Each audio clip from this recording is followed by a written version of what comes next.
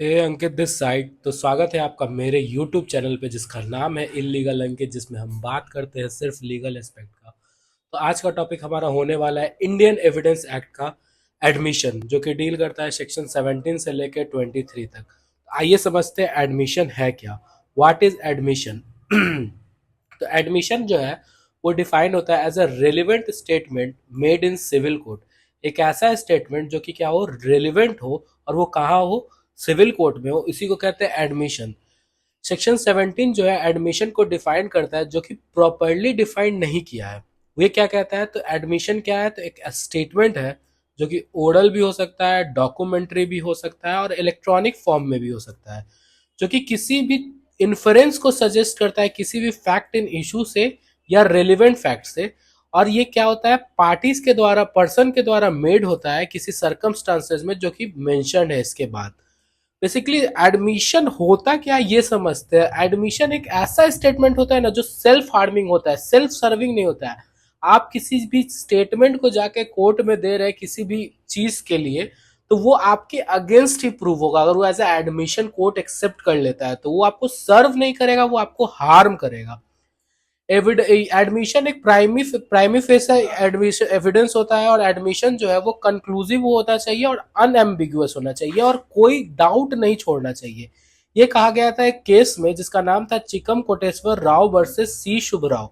इसमें कहा गया था कि admission should be conclusive and unambiguous, leaving no room of doubt. Basically conclusive proof नहीं है, सिर्फ इसके बदौलत हम किसी को कन्विक्ट या किसी को कोई सजा नहीं दे सकते एडमिशन के बदौलत। टाइप्स ऑफ एडमिशन देखते हैं तो तीन तरह का एडमिशन होता है। एक होता है फॉर्मल, एक होता है इनफॉर्मल, एक होता है admission by conduct. Formal admission वो एडमिशन होता है जो कि लीगल प्रोसीडिंग में हो रहा है जज के सामने। इनफॉर्मल जो कि हम लोग ऑर्डिनरी कोर्स ऑफ लाइफ, जो हम लोग दोस्त के सामने या किसी के सामने स्टेटमेंट दे देते हैं, और कभी वो जब स्टेटमेंट देते हैं तो वो इनफॉर्मल होता है। अगर वो स्टेटमेंट एज अ कोर्ट में जाके पेश कर दिया जाए हेयर से एविडेंस के तहत, तो वो एडमिशन, वो भी एक तरह का एडमिशन कहलाएगा। और एडमिशन बाय कंडक्ट किसी भी कंडक्ट, पर्सन के कंडक्ट से, जैसे कि मान लीजिए कोई पुलिस जो है आपसे इन्वेस्टिगेशन करने आ रहा है कि आपने मर्डर किया है या नहीं, और इन्वेस्टिगेशन के दौरान वो आपके घर पहुंच रहा था और आप घर से भाग गए, तो ये आपका कंडक्ट बता रहा है कि शायद आपने मर्डर किया, तो ये भी क्या हो जाएगा, एक तरह का एडमिशन हो जाएगा। अब रूल क्या है एडमिशन का, जरा जल्दी से देख लेते हैं। तो एडमिशन एक सब्सटेंसिव पीस होता है एविडेंस का, जो कि अगेंस्ट होता है किसके, जो पर्सन दे रहा है। एडमिशन किसके अगेंस्ट होता है? वही पर्सन के अगेंस्ट जो उसको दे रहा हो। वो एडमिशन बेसिकली एक स्टेटमेंट, और वो प्रूफ किसके अगेंस्ट होगा? जो पर्सन उसको दे रहा है। स्टेटमेंट जब उसके अगेंस्ट में चला जाए, सेल्फ हार्मिंग हो जाए, तो वो एडमिशन होता है। अंडर सेक्शन 17 में इसका जो डेफिनेशन है वो इनकम्प्लीट है। 18, 19, 20 जो सेक्शन है इसको सप्लीमेंट करता है। और एडमिशन कैसे होना चाहिए? वॉलेंट्री होना चाहिए, एक्सप्रेसली होना चाहिए, इम्प्लाइडली नहीं होना चाहिए। और रूल ऑफ स्टॉपेल जो है इस पे अप्लाइड होगा। रूल ऑफ स्टॉपेल जो कि 115 में दिया हुआ, जो कहता है कि अगर आपने एक बार कोई स्टेटमेंट दे दिया तो फिर उसको क्या कर सकते हैं, आप वापस नहीं ले सकते हैं। वो आपको क्या करेगा? स्टॉपेल का मतलब ही होता है टू स्टॉप। तो यहाँ पे रूल ऑफ एविडेंस क्या होगा? अप्लाई होगा।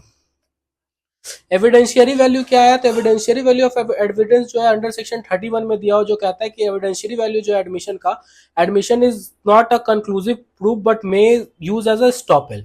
एडमिशन कंक्लूसिव प्रूफ तो नहीं है, लेकिन स्टॉपेल के तरह वो ऐड होगा। और evidence are not conclusive proof admitted that it is they are good evidence against the party. और क्या है? गुड एविडेंस है पार्टी के अगेंस्ट में, बट कंक्लूसिव नहीं है किसी भी तरह। इसमें तीन केस लॉज इससे हम लोग समझते हैं एविडेंशियल वैल्यू। सबसे पहले बन रहे दास वर्सेस काशीराम, जिसमें एडमिशन के बारे में सुप्रीम कोर्ट ने कहा था कि एक वीक काइंड ऑफ एविडेंस है, और कोर्ट जो है अगर लगता है उसको कि अनट्रू है तो उसको रिजेक्ट भी कर सकता है। फिर राकेश वर्धवर वर्सेस जेआई कॉर्पोरेशन, जिसमें एससी ने कहा था कि it is not a conclusive proof of matter admitted unless they operate as a estoppel. ये तब तक कंक्लूसिव प्रूफ नहीं माना जाएगा unless they operate as estoppel, जब तक उसमें स्टॉपेल नहीं लगा दिया जाए। विश्वनाथ प्रसाद वर्सेस द्वारका प्रसाद 1974 में एससी ने ऑब्जर्व किया था कि ये substantive admission through they are not conclusive proof. ये सब्सटेंसिव एविडेंस है, लेकिन क्या है, वो कंक्लूसिव प्रूफ नहीं होता है। और इट डज नॉट मैटर कि पार्टी विटनेस है या नहीं, अगर वो ड्यूली प्रूव हो जाता है। तो ये तीन केस लॉ है जो कि काफी इंपॉर्टेंट केस लॉ है, जो आप लॉ एग्जाम के परस्पेक्टिव से या मेंस एग्जाम के परस्पेक्टिव से आप जान सकते हैं। अब बात करते हैं सेक्शन 18 का, कि admission by a party to a proceeding और एजेंट। एडमिशन कौन कौन दे सकता है? तो सबसे पहले एडमिशन वो लोग दे सकते हैं जो कि पार्टी या प्रोसीडिंग का या उनका एजेंट दे सकता है, या कोई भी जो पार्टी, जो आदमी रिप्रेजेंटेटिव कैरेक्टर में मतलब काम कर रहा है, जो कि ऑर्डर नंबर 1 और रूल 8 ऑफ सीपीसी में दिया गया है, जिसको कोई इंटरेस्ट डिराइव नहीं हो, या वो पर्सन जिसपे सब्जेक्ट मैटर में कोई इंटरेस्ट हो, या वो पर्सन जिसका किसी भी तरह से मतलब party from whom interest derive by during continuance of his interest exception to the प्रिपेटिव। मान लीजिए दो पर्सन है और दो पर्सन के बीच में एक लैंड का विवाद है, ए बोलता है कि मेरा लैंड है और बी बोलता है मेरा लैंड है। तो सी जो है वो प्रीवियस ओनर था वो लैंड का, और वो क्या बोलता है कि 1 जनवरी को ए को मैंने क्या किया था, लैंड बेचा था। तो ये इसका जो स्टेटमेंट होगा वो एडमिशन के रूप में ले लिया जाएगा, और क्या हो जाएगा, एक्सेप्शन हो जाएगा प्रिविटी का। प्रिविटी ऑफ कॉन्ट्रैक्ट क्या कहता है कि दो लोगों के बीच में जब कॉन्ट्रैक्ट हो रहा है तो उन दो लोगों को ही एक दूसरे को स्यू कर सकते हैं या स्टेटमेंट दे सकते हैं, कोई तीसरा नहीं आ सकता है।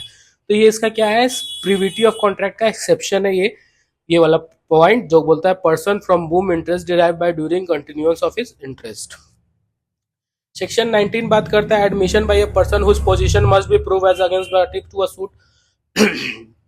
तो स्टेटमेंट जो है made by a person whose position और liability it is necessary to prove as against any party to the suit. मान लीजिए वो पर्सन जो स्टेटमेंट दे रहा है उसका पोजीशन और लाइबिलिटी जो है वो खतरे में था, और वो अगर स्टेटमेंट दे देता है तो वो क्या हो जाएगा, प्रूव हो जाएगा पार्टीज टू द सूट के अगेंस्ट। मान लीजिए एक इलस्ट्रेशन से इसको समझते हैं, ए जो था वो एग्री करता है कि बी का जो भी रेंट है वो कलेक्ट करेगा। बी जो है वो सू करता है ए को कि उसने रेंट कलेक्ट नहीं किया है, जो कि सी को क्या था, ड्यू था। ए जो है डिनाई करता है और बोलता है कि रेंट जो है ड्यू नहीं है, और उसने क्या किया, सी से रेंट कलेक्ट कर लिया। तो यहाँ लाइबिलिटी किसका था, पोजीशन ऑफ लाइबिलिटी किसका था, यहाँ सी का था। क्या लाइबिलिटी था, रेंट देना। अगर सी ये बोल देता है कि मैंने रेंट नहीं दिया है तो ये एडमिशन हो जाएगा, और ये किसके खिलाफ हो जाएगा, ए के खिलाफ, क्योंकि ए ने क्या बोला है, ए बोला कि सी ने रेंट दे दिया है। तो यही बात करता है section 19, admission by a person whose position must be prove as against the party to a suit. Section 20 बात करता है admission by a person expressly referred to a party to the suit. तो मान लीजिए किसी भी स्टेटमेंट जो कि पर्सन जो है दे रहा है, to whom a party to the suit has expressly referred. तो दो पार्टी जो है उस तीसरे पार्टी को, अगर सूट में अगर दो पार्टी चल रही है और तीसरा पार्टी को वो रेफर किए हुए थे कोई भी कॉन्ट्रैक्ट या किसी भी चीज में, तो उसका स्टेटमेंट भी एडमिसिबल होगा। इसका भी इलस्ट्रेशन से हम लोग समझते हैं क्या कहना जाता है। तो क्वेश्चन था कि whether horse sold A to B is sound, वो साउंड है कि नहीं, और ए क्या बोलता है बी को कि गो एंड आस्क सी। तो सी जो स्टेटमेंट देगा ना वो क्या है, एडमिशन है, भले ये पार्टीज हो ना हो सूट का, बट ये दोनों पार्टी जो है इसको रेफर किया है, तो इसका भी स्टेटमेंट एडमिशन होगा। सेक्शन 21 बात करता है proof of admission against the party. तो वो ये सीधा सीधी बात बोलता है जो भी पार्टी एडमिशन किया है उसका जो भी स्टेटमेंट है जो एज एडमिशन एडमिट हुआ है वो किसके अगेंस्ट प्रूफ होगा, जो पार्टी उसको कर रही है। इसका 3 एक्सेप्शन है।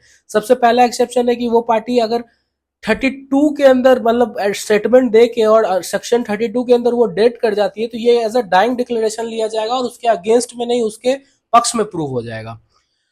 और एन एडमिशन, और दूसरा चीज है कि पार्टीज जो है सेक्शन 21 तो कहता है कि पहली बात तो कि against the person making them वो प्रूफ करेगा। जो मान लीजिए ए एक स्टेटमेंट देता है, बी यू दोनों पार्टीज टू द सूट था, तो ए जो स्टेटमेंट दिया तो ये जो स्टेटमेंट है वो एज अ एडमिशन एडमिट हो जाएगा, और बी को क्या करना पड़ता, उसको प्रूफ करना पड़ता। लेकिन इसका क्या था, 3 एक्सेप्शन था। सबसे पहले अगर सेक्शन 32 के अंदर वो स्टेटमेंट देके मर जाता है तो फिर बी का प्रूव नहीं करना है, या फिर कोई भी कंडक्ट, स्टेट ऑफ माइंड या बॉडी से रिलेटेड कोई भी एडमिशन हुआ है तो वो कौन प्रूफ करेगा, जिसने एडमिशन दिया है वो खुद। और एन एडमिशन में भी proved on the behalf of the person making it if it is well relevant otherwise then an admission. तो इस 3 सिचुएशन में जो है ये एक्सेप्शन है, जब क्या होगा, जो पार्टी एडमिशन दे रहा है वही अपना एडमिशन को क्या करेगा, प्रूव करेगा। सेक्शन 22 और 21 टू ए बात करता है when oral admission as to the content of documents are relevant. तो किसी भी कंटेंट ऑफ डॉक्यूमेंट्स के लिए कोई ओरल एडमिशन तो नहीं लगेगा, वो डॉक्यूमेंट खुद ही पेश करना पड़ेगा। लेकिन इसका 2 एक्सेप्शन है। सबसे पहले क्या, कि अगर हम लोग कोई सेकेंडरी एविडेंस दे रहे हैं, सेकेंडरी एविडेंस दे रहे हैं क्योंकि प्राइमरी एविडेंस जो है वो भुला गया है, तो इस सिचुएशन में हम लोग को क्या करना पड़ेगा, ओरल एडमिशन देना पड़ेगा। दूसरा, अगर जेन्युइननेस ऑफ डॉक्यूमेंट्स का बात हो कि जेन्युइन है कि नहीं, तब फिर क्या होगा, ओरल एडमिशन होगा, स्टेटमेंट के थ्रू हम लोग को उसका जेन्युइननेस प्रूव करना होगा। 22 ये बात करता है कि जब इलेक्ट्रॉनिक रिकॉर्ड्स का जेन्युइननेस का बात हो तब ओरल एडमिशन होगा रेलिवेंट। जब भी इलेक्ट्रॉनिक रिकॉर्ड्स का रेलिवेंसी का बात हो तो ओरल एविडेंस क्या करना पड़ेगा, हम लोग को देना पड़ेगा कि ये जेन्युइन है कि नहीं है। 23 बात करता है एडमिशन इन सिविल केस में रिलेवेंट।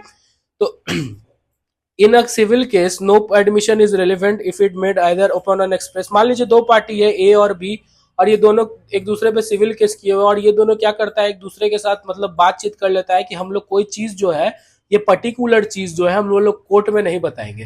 तो ये जो है ये पर्टिकुलर चीज जब वो लोग कोर्ट में नहीं बताएगा, ऐसा कुछ वो लोग आपस में डील कर लेता, तो ये क्या हो जाएगा, इररिलेवेंट हो जाएगा। फिर ये क्या रहेगा, रेलिवेंट नहीं रहेगा, और ये मत नहीं हो पाएगा। फिर इसका एक्सेप्शन है, nothing in this section shall be taken to exam any registered. 126 इसका एक्सेप्शन है कि मान लीजिए कोई वकील है, कोई मजिस्ट्रेट या कोई प्लीडर है, तो वो गिव एविडेंस नहीं देगा, उसको एविडेंस देने के लिए कंपेल नहीं किया जाएगा अपने क्लाइंट के विरुद्ध, और वो क्या कर सकता है, चुप्पी साध सकता है। लेकिन ऐसा कोई चीज, इसका भी एक्सेप्शन है क्या, कि मान लीजिए कोई वो मतलब देश के विरुद्ध जाके कुछ काम करने वाला है या ऐसा कुछ स्टेटमेंट था, तो वो क्या कर सकता है, वो बता सकता है कोर्ट को, बाकी उसके बाद वो कुछ नहीं बताएगा। तो ये था हमारा एडमिशन का वीडियो। नेक्स्ट वीडियो में हम लोग लेके आएंगे कन्फेशन, उसके बाद होगा स्टॉपेल, बर्डन ऑफ प्रूफ, और सारा टॉपिक जो कि हम लोग कवर करेंगे इंडियन एविडेंस एक्ट का, और प्ली ऑफ एलिबाई का ऑलरेडी वीडियो अपलोड है। तब तक के लिए वीडियो में बने रहें, लाइक करें, शेयर करें अपने दोस्तों के साथ, सब्सक्राइब करें, और कमेंट में बताएं और कौन कौन सी टॉपिक हम लोगों को कवर अप करने चाहिए। Thank you.